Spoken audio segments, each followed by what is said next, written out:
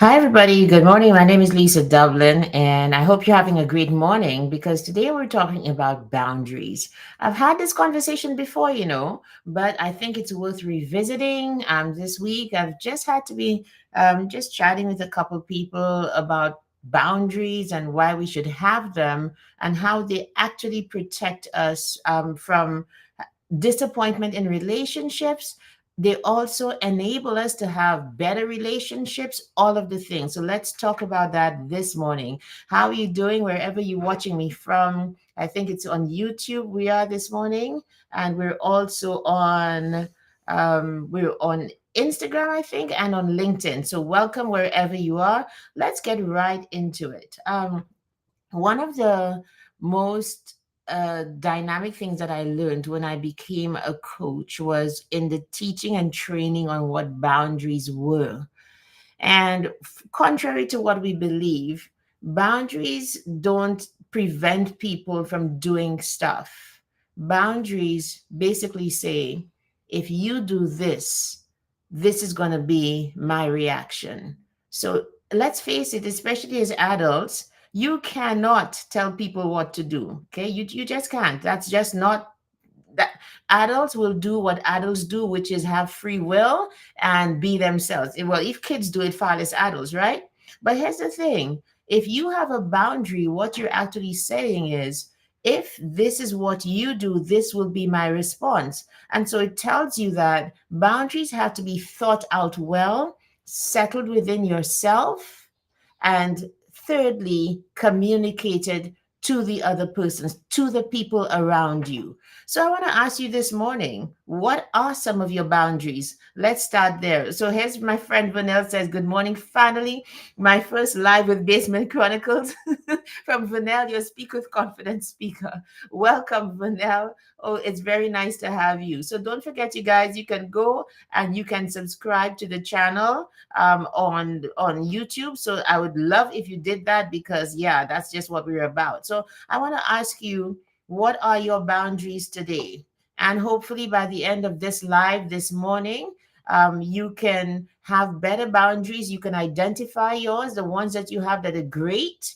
Then you can see where your boundaries might have been trampled upon. And don't take this as any kind of despair, but simply as a sense to say, like, you know what? If this is what it is, then I'm just going to work on it. That's all you do. So, because I think we all have areas in our lives where we could have stronger boundaries, truth be told. So, let's start on a positive note. What are your no nos? We call them no nos. These things like, if you do this, this is exactly what I'll do. Well, let's get right into it because many of the times the places that we have the weakest boundaries might be in relationships and friendships, and the places perhaps that we have the strongest boundaries are also in these areas. So let's hear what your boundaries are. I believe today's topic is you need it. This statement keeps floating all over the place with so many interpretations from person to person. Okay, now, so that tells me that definitely it's something that we need to look at. We definitely need to look at it. Okay, let's get right into it. Okay, so here's one of my boundaries. The um, Honestly, respectfully speaking, one of my boundaries is around, I think, friendships and what I will accept and not accept. Okay. Just because of, stuff that has happened in the past, I have learned to recognize different signs in people in terms of, are you genuine or are you not? And one of my boundaries is, if you show me who you are, I am going to believe you. Does that make sense? I think that saying is actually from Maya Angelou many years ago.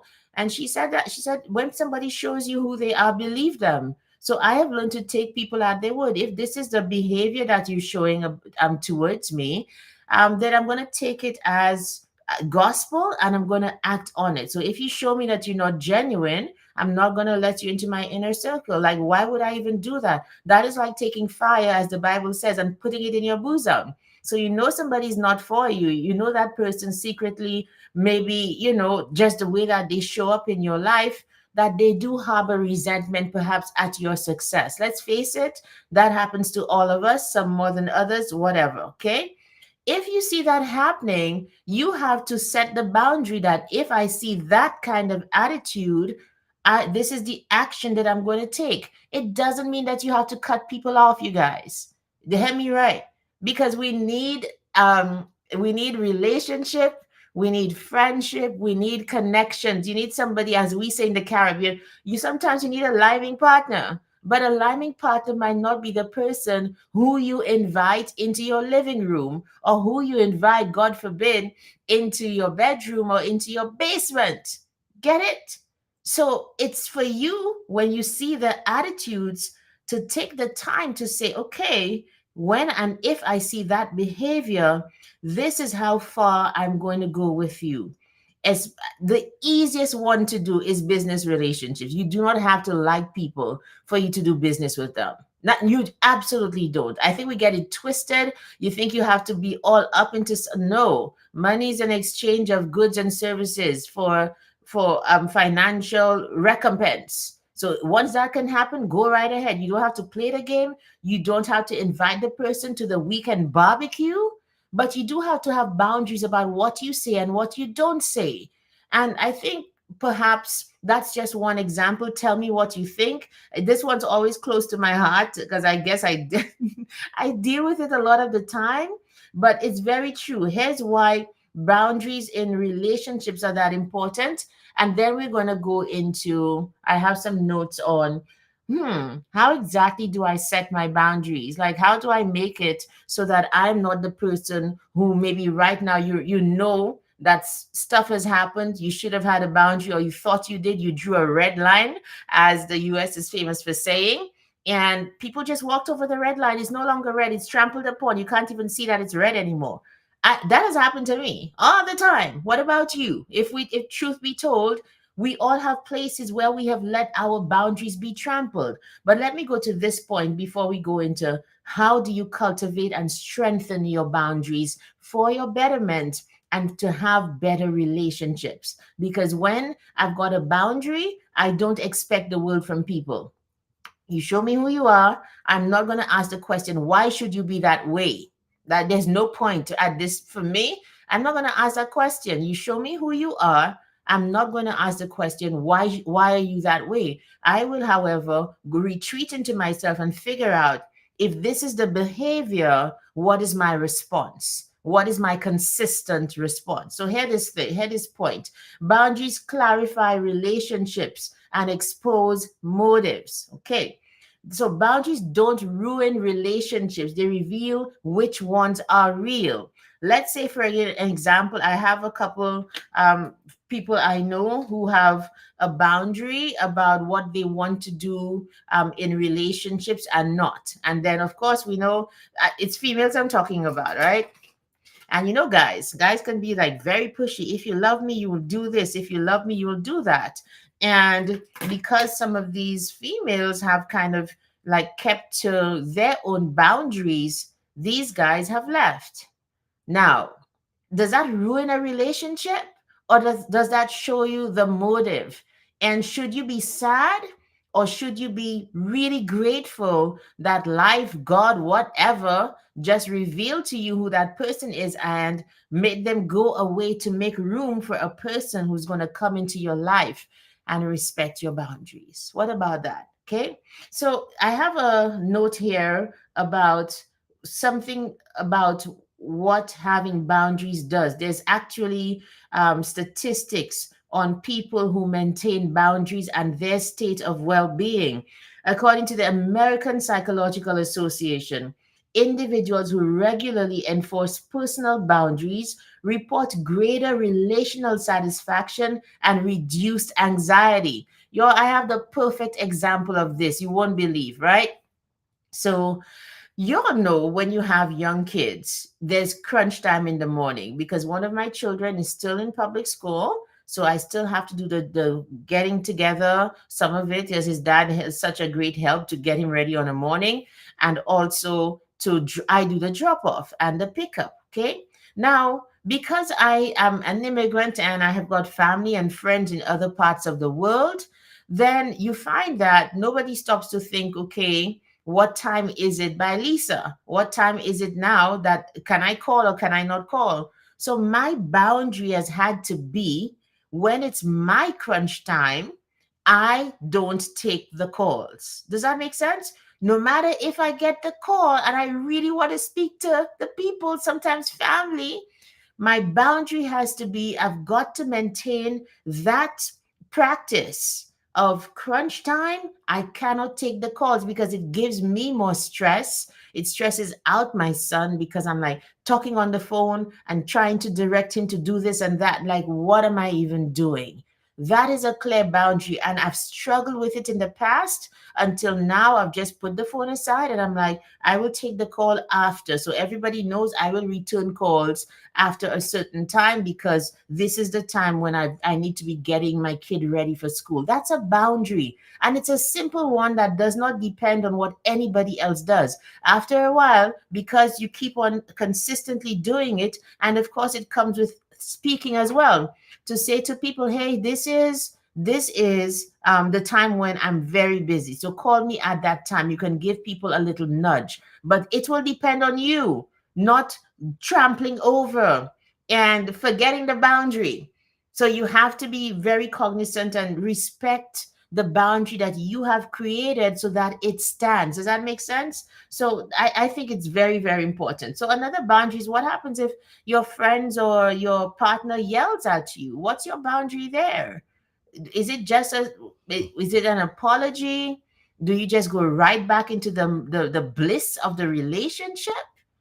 Or should there be further talk and understanding of, if this happens again, this is what I'm going to do? A lot of us think that in because we are married or in committed relationships, we don't need boundaries. But from my experience, I've been married almost 21 years to a husband who has some very strong boundaries. He's very quiet, but I know not to mess. He's very quiet, but I know the boundaries. I know what line not to step over with all my with all my, verve, whatever. His boundaries come from that deep sense of who he is and what he's going to accept and not accept, even from his wife of 21 years. And I respect that. It makes me admire and want him more because he has his boundaries in place, right?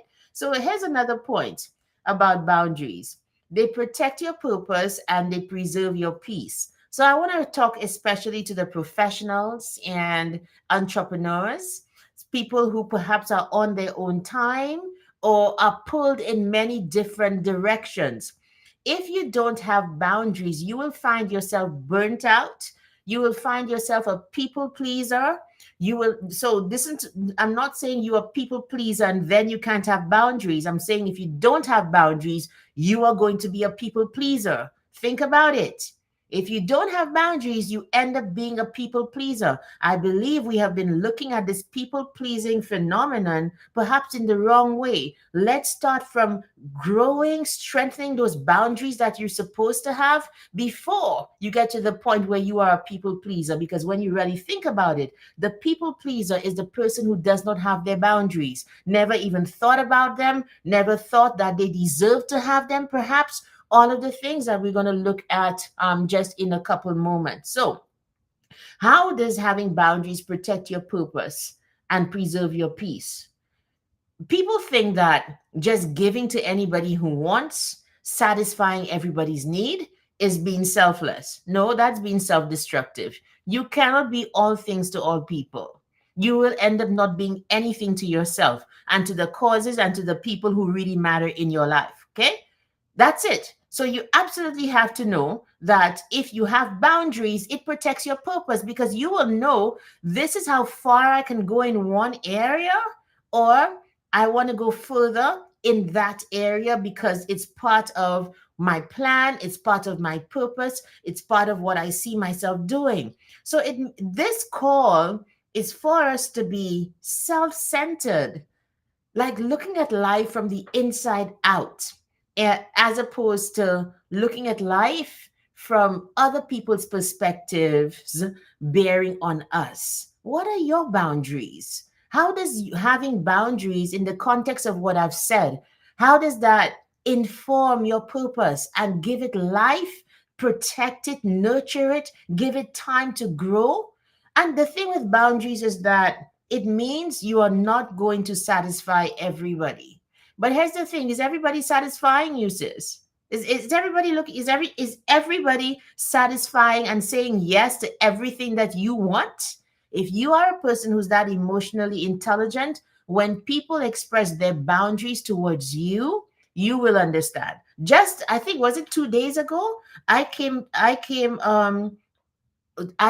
face to face with somebody's boundary. I asked a friend to be on some committee with me, and she said no, she can't do it because this and that is going on. I'm not gonna huff and puff. That's her boundary. Because I've got mine, I understand that she's allowed to, and she needs to have her own boundaries. So that you see how when you have boundaries, you lower your expectations of people. I'm not going to get upset. No, absolutely not. You've expressed your boundaries, and that is okay. Let's move on. Let's get this thing going with or without you, however. But you've expressed your boundary, and there's no hard feelings. There's no resentment. There's no like clap back or retaliation because you have a boundary. Absolutely not. Let's get more mature about those things. So, Brene Brown said this. Y'all know Brene Brown. I just absolutely love this woman. Please read Dare to Lead. There's actually a training for Dare to Lead that I did when I was in corporate, and it was very good. Brene Brown is one of those deeply authentic people. Like, just so herself, she can't be anybody else, right? So here's what she said. She said this: daring to set boundaries is about having the courage to love ourselves even when we risk disappointing others. Can I say that again for those in the back? Daring to set boundaries is about having the courage to love ourselves even when we risk disappointing others. So, you guys, I believe that, thank you so much, Pablo, for that. Having boundaries definitely protects my peace. And because your peace is protected, you're not resentful of other people. You know how many people say yes when they really want to say no, and then on the back end of saying yes, they do it grudgingly, right? And they actually hate the person they said yes to. Oh my goodness. Protect yourself and your peace, and protect your relationships by saying no when you mean no, saying yes when you mean yes. Like, let's get to that for sure. That it's awkward in the moment, truth be told, and it also depends on how you express the boundary. So perhaps we can talk a little bit about that as well. But in the final analysis, do not leave a conversation without having expressed the boundary and put it in place. Like, it has to be done.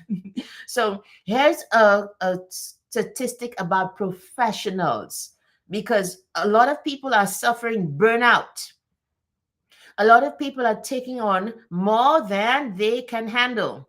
A lot of people, in the effort to please the boss and to climb the corporate ladder, take on more and more because they believe that showing this superhuman capacity is going to somehow placate the bosses and help them to get up there. Yes, you have to work super hard to get what you want, particularly when you are not in charge of your promotion. But at the same time, I kid you not, most people who are leaders respect boundaries. So if they see an employee who's willing to do anything, they will give you anything to do and everything to do. And you know what comes with that kind of attitude is the lack of respect for you. Because in their head, if you are that kind of person who just wants to be the workhorse, by all means. But the very thought of calling you the workhorse says that there's no respect for you as the human being with a holistic life. Does that make sense? So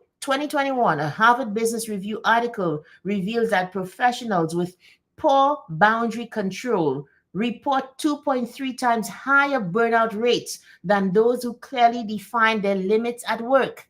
We walk the fine line between wanting to move up in our professional lives and also saying, hey, Friday afternoon, I shut off. I put up the computer. I close the office door. Don't text me. My business phone perhaps stays in the office if possible. Sometimes it's not possible. But there have to be boundaries that you have to set, because if you don't, people are going to walk all over you. You will experience burnout and wonder why. And it's not because of what they do. You can't control that. Or what I should say is, the way you control that behavior and the way that perhaps you train people on how to treat you is by having your boundaries set. You don't have to say, don't do it. You have to say, if you do this, I'm not going to answer. I'm not going to be available. If you text me, I'm going to leave my phone in the office on a Friday afternoon because the weekend is for my family. A boundary does not prevent other people from acting. A boundary says what you will do if they act a certain way. That's very, very important, right? So we understand that.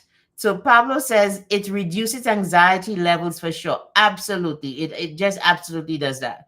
Right? When I know that, you know what, I don't even care what you say, I'm not coming. That's not my thing. I'm going to say no. And I'll be like, I'm sorry, this is not my jam. It might be uncomfortable, but it would be way more uncomfortable for you to have an introvert in your party as the sorry party. You don't want that. All right. Michelle says, I have to remind myself all the time that if I take the call, I am breaking my own boundary. Exactly. And so let's talk about that in a while, in a little while. I love that comment, Michelle, because it really hinges on how we all feel sometimes. Like we all break boundaries. Remember when I was telling you about the phone call? Like the number of times I have taken a phone call at that stressful hour of the and rush hour, the number of times I've broken that in the past, I cannot count. What really got me to just leaving the call is realizing if continue to take the call at that time, people will continue to call. But if you like just train people in the habit that whether you call or not at this time, I am not available. Very soon, their learned behavior will be, she's not available at that time. And the number of missed calls that you see at that time will tell you that that person is not available. So, here this point. We look at boundaries as walls, but they're not. They are doors. Boundaries say, what do you let in and what do you keep out? So, it's not like a wall, like a wall says that it's impregnable. This is what it is. It doesn't change. It's super fixed. But when you think of the concept of the opening and closing of a door, then you leave room for people to act and for you to decide in the moment whether I do this or not. Does that make sense? So I hope this is helpful this morning. Last point before we move into how do we really cultivate habits, cultivate boundaries is this.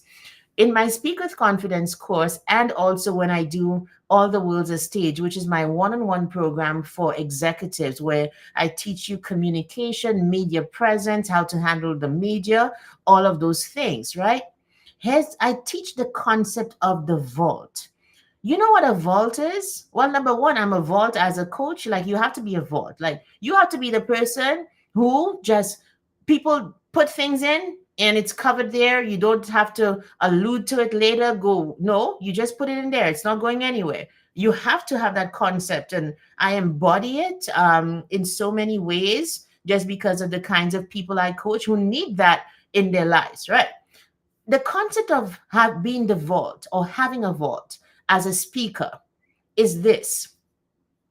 I decide before you go into public life, decide not on what you're going to speak about, but what is going to be in the vault. In that secret place, the non-negotiable place, that no matter what question is asked of me, I am not going there. Let me tell you something. This week in our Speak with Confidence group, after Speak with Confidence, like, you are just on fire, okay? Like, your wings are huge, and uh, people just do great things after Speak with Confidence. So one of our podcasters now is going out and getting podcast interviews and that kind of thing. And she, because she had also coached with me, we had established somewhat her vault. She had worked on herself to know what was in there and to prepare for any kinds of questions. Lo and behold, this very, I think, inexperienced podcaster who was her interviewer asked her question that they had not discussed before. And because she had a sense of what was in her vault, she knew what to give. She knew exactly what to give and what to say. And, I go back to that concept of decide, first of all, the things that are no-nos for you. I'm not going there. I'm not going to discuss this and that under any circumstance, because I saw somebody do it, and for the next Speak with Confidence, I've already bookmarked that video to show an example of somebody on a world stage before thousands of people who was asked a question. It's not a media professional or politician, absolutely not. They asked her a personal question, and what she did, she didn't say no, she just kept quiet. In other words, she had settled in herself. This was in my vault, and I'm not going to say anything about it. So the guy asked her again and again and again. And she was just quiet because it was not something that she wanted to give voice to. What is in your vault? Do you know that is your biggest boundary? Truth be told, decide on the areas. Everybody, you don't owe everybody every piece of information about yourself. Absolutely not. And the way that I see it, you get to decide, because it's your information and your life. You get to decide which parts of it you share with people. Of course, you're not hiding, you're not being inauthentic, you're not saying things, you're not hiding things that you're saying something else about. So I'm not going to be saying, oh, like I have a great this and I don't have it, or I have all of this and I don't. That's being inauthentic. That's not what I'm speaking about. I'm talking about the information that is yours and asking you to decide what is in your vault, because there will come upon you will come upon disarming interviewers. You will come across people who know exactly how to relax you to the point where if the information is not stored in some way safe, it just comes out. That's the concept of the vault. That's the concept of having a boundary where your information is concerned. So let's talk about how you get there finally. Let me go back to Michelle's comment right here. I have to remind myself all the time that if I take the call, I am breaking my own boundary. That reminding of yourself, doesn't that show an element of self assessment and spending time with yourself mentally to figure you out? You can set your boundaries by taking time with yourself, quiet time, writing things down. Okay, what am I deciding is my boundary in this area of relationships? Where in my life am I now accepting things that I know I don't want to accept? How can I set a boundary around that? How can I enforce the boundary? The sticking point for me with boundaries, how it keeps me on track right now, is the reality of the action that the person has taken. I cannot get past it because I set the boundary that says, if you are disrespectful to me, for example, I'm not going to continue in relationship with you.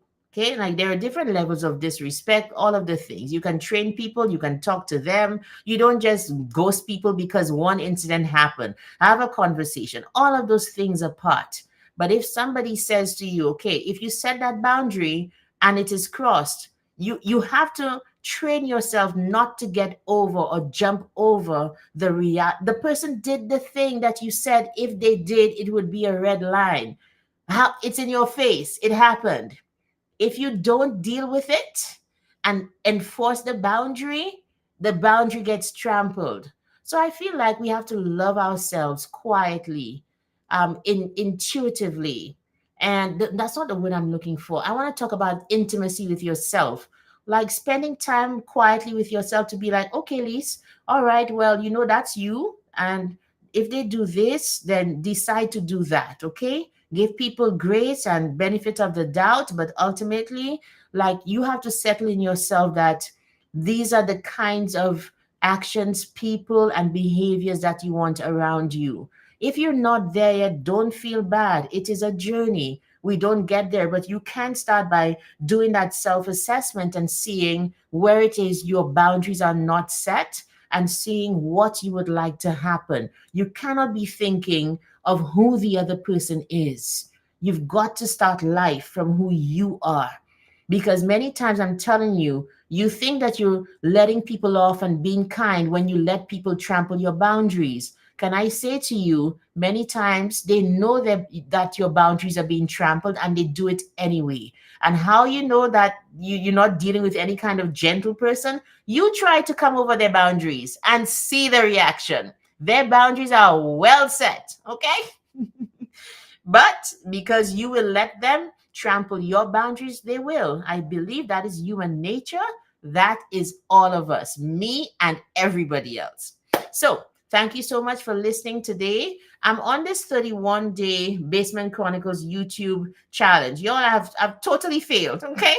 This is day 13 or 14. It's literally supposed to be like day 20 by now. But I will reveal everything. It's something that's been happening in the background, um a good thing, right? But it has taken my focus off of the lies for a little bit. So I'm pledging to be here tomorrow if you will go to my channel on YouTube and sign up right now. Okay, I think there's a QR code. Is there? There might be a QR code for you to subscribe to Basement Chronicles. It's right here on the screen. I hope it still works. So subscribe to the YouTube channel. That's where you get also my podcasts. I need to tell you also, let me just show this for you. Hey, new podcast episode out today. And I'm talking about kindness and how an act of kindness changed everything for me and how we can deploy kindness in our lives. So you can listen on the Basement Chronicles channel. So please do that and give me some feedback on the podcast. Okay. So Michelle says thank you. All right, great. All right. Oh, Michelle, I have to set up something. Yeah. Okay. I'll talk to you later. All right, everybody. Have a great day, and I will.